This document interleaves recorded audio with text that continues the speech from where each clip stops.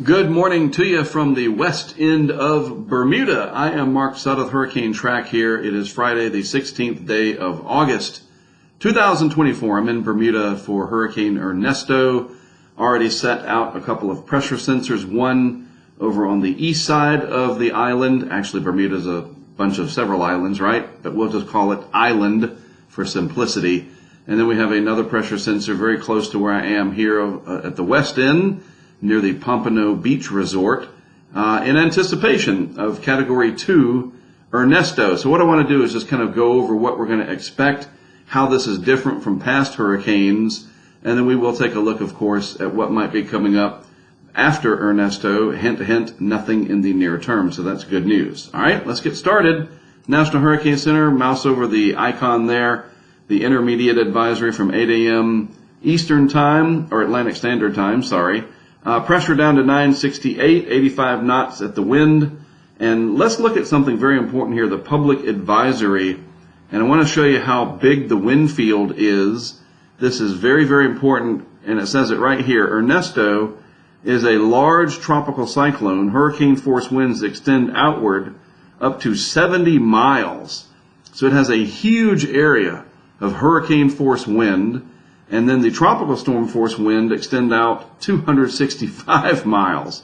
So this is a big hurricane. And that's what we need to think of. This is a huge piece of energy out here, putting that energy into the ocean with waves being generated. And those waves are going to be headed out towards the East Coast. I've talked about that a lot. And that's going to create life-threatening rip currents. And that is a really big problem that people need to be paying attention to anywhere that you have incoming swells along these land masses through here over the coming days. But yeah, this is a big hurricane. It's not very strong in terms of category, but that does not matter. And for people in Bermuda, I need you to understand this. This is not a Fabian. It is not an Umberto. It's not a Faye or a Nicole. These are all hurricanes, or Gonzalo 10 years ago, right? This is Ernesto. It is different. We don't know what it is going to do. But we do know that it has a very large wind field, and so the effects are going to start happening earlier than perhaps you are used to seeing, and it is not going to just move in and out very quickly. It's going to kind of slow down just a little bit. We don't anticipate it stalling or anything like that. So your heavy rain is going to be a much bigger issue. You're going to have a lot of that salt air blowing around a lot. The ocean gets whipped up. So this is not a good, healthy tank rain, as they say out here. And so your tanks, your cisterns are going to have to be protected and sealed up. You don't want that salt spray in there. I'm telling you what you already know here in Bermuda. But this is going to happen earlier because the wind field is so large. So make sure you are ready for that. Storm surge is never a really big problem in and around these kinds of islands because most of the wave energy and any of that surge just kind of goes around. The ocean's all in motion, but it kind of goes around Bermuda. But of course, you know, any protected areas that are concave, where the water could get funneled in, you could get some rises above ground level. And of course, the big waves that are coming, that could also be a big problem as well. Bermudans know. You know, they do. They're very well adept adapted to dealing with hurricanes. There's Bermuda right there. This is Gonzalo. Not quite, Mark. At least it sounds like Ernesto, Gonzalo. I was here for Gonzalo, by the way, back in 2014, my first encounter with a hurricane in Bermuda. But Ernesto here, fairly well-organized central dense overcast, or area of deepest convection. No discernible eye right now. The time for any rapid intensification has pretty much long since come and gone. But again, that doesn't matter. It is a large hurricane, and that's what you need to think of. It's going to have those rain bands coming. The wind is going to last longer this time around, and it is going to definitely cause some significant impacts here in Bermuda. And then, of course, those swells that are getting generated, and they're doing it over here too, but these are all directed back towards the United States, and that will be a big, big issue for the East Coast. So please take that into consideration if you're heading to the beach this weekend. When you get those high risk of rip currents, you just have to stay out of the water unless you are a very well-versed surfer. But even the surfers do need to be careful. So here's the track map off of the Hurricane Track Insider site, our interactive tracking map. After going by Bermuda, maybe right over it, Then we have a turn caught up in the westerlies up here, and it could bring the center and the other effects close to Newfoundland, and then out into the far reaches of the North Atlantic. Ernesto will track. So let's get an idea. This is what's so neat about this interactive map, about how close to Bermuda we are expecting Ernesto to pass. So, of course, the hurricane is much larger than this little icon that's in motion here. And these dots here, they're just place markers for the different forecast points. We understand that. And then, of course, you can connect those dots with the black line. What's very important is to understand that the wind field extends out from the center up to 70 miles, the hurricane force wind. So let's chart that on here. Let's check that out. So let's just say right here, and then we take that out to 70 miles. There's 40, all right, or there's 60. There's 70 miles from the center. That's a large area. So if we extrapolate that out to what could happen up here near Bermuda, you know, there is the center of the track. There's Bermuda. Oh, let's do it again. Sorry. There's Bermuda. And then there's the track. It's only about 11 to 12 miles away. Yeah, I think Bermuda's going to be solidly within the highest wind area, out to 70 miles. This whole region going to have hurricane force wind for quite a while.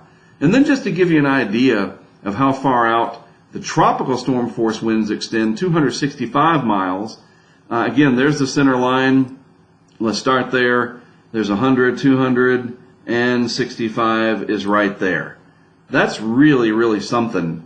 That's a huge area of tropical storm force wind out from the center. So just keep that in mind if you're in Bermuda. This is a different hurricane. Each of them are different. Ernesto definitely falling into that category. You have to take it seriously. Don't worry about that number. 100 miles per hour, 90 miles per hour. I know it seems like it matters, but it is the impacts. And that wind is going to last a long time. Lots of heavy rain coming from Bermuda down here. And those are going to be pretty extended effects as it does move by slower than what we're used to seeing. So let's look at a couple of the hurricane-specific models. This is the H-WRF. And this is for Ernesto, initialized at 6Z overnight, so the early morning run of that hurricane model, and it brings the center up real close to and then over Bermuda tomorrow morning, very early, right before and near sunrise. But look, see how it kind of slows down there, kind of meanders around, and then it does pick up speed again as it goes by. But looks like the eye could come right over Bermuda at about 9 a.m. local time tomorrow, plus or minus a couple of hours. But those rain bands, yeah, that's going to be something else. But the good thing is it looks like the backside will be a little bit more dry perhaps, and this should pick up speed and get on out of there. By the time we get to Sunday morning, Bermudans will be well on their way to starting to clean up. Looking at another hurricane model, this is the HAFS, H-A-F-S, a newer hurricane-specific model, and it's done pretty well so far as it's been tested and run operationally.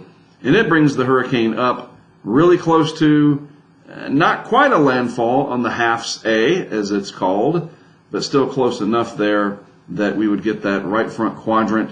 Not symmetrical looking, to say the least, but still impacts. Very heavy rain, gusty winds. The power is going to be out. Just a miserable time of it. I guess you can stay indoors and enjoy the swizzles or the dark and stormies, right? So on the bigger scale, just to kind of show you the GFS and the entire Atlantic basin here, west coast of Africa right there, the North American continent over here, and there is Ernesto. We can watch it move in and out of the Bermuda area, get caught in the westerlies, and then out across the Atlantic it goes. This is 5 days out. What about the next few days after that? Luckily, as we get towards the last part of August and the proverbial bell rings around August 20th, that the hurricane season should start to ramp up, we're not seeing anything. And that's good news unless the models just aren't picking it up yet. We'll have to see about that. We don't know for sure. This is the same thing when people share a 324-hour snapshot of a hurricane somewhere and it gets a lot of attention.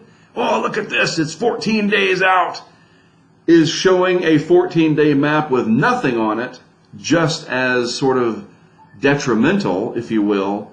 You know what I mean? It's kind of like the anti-hype. Even though the map is blank 324 hours into the future, this is the 29th of August, is that, going to be the reality? That's hard to say.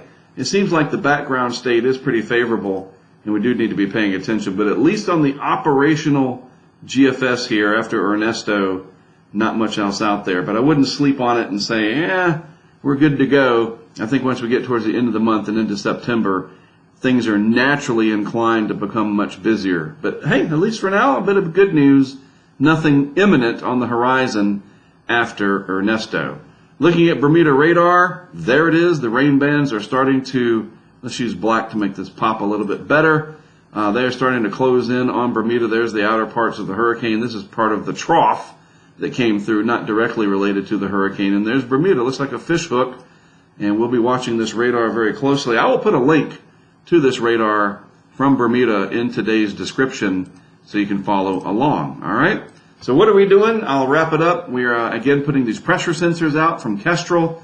As I said at the top of the show, so to speak, we have one on the west end, and we have one all the way on the east end.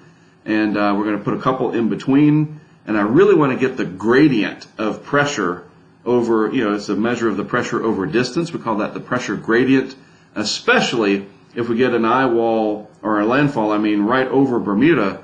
It'll be really neat to see how that pressure gradient plays out. We can chart it and graph it when we're done.